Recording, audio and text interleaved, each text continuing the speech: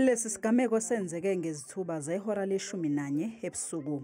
Ngo-11 ebusuku sibe ne-shooting ekubedubulana ekusukuzulu ebusuku ibhamu beyiphuma bekungezona ibhamu encane bezinkulu okugcina sekulidele ekuthenini ngabo 12 mangifona ngifonele omunye ozakwethu.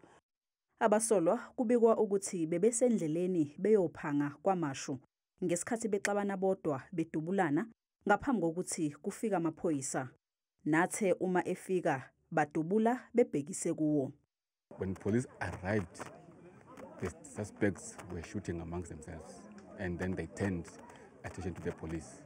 Police had to retaliate, and during the shootout, 4 suspects were shot and fatally wounded in this vehicle behind us. Abane bafe ujuqu endaweni yesigameko. Isidumbu sowesihlanu ozame ukubaleka sitholakale namhlanje ekseni emhosheni. Kukholakala ukuthi abasolwa akusibo abakulendawo kodwa bebeze ngobugebengu. We believe that there could be more that these people were involved in, because you can't just move from your area in Wentworth and come and be in Ntuzumalinde for that matter.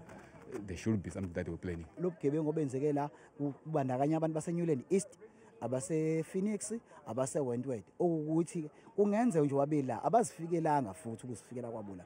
Kungenze kuba nomuntu ola. Umphakathi uthi usulala obenyoni kulendawo.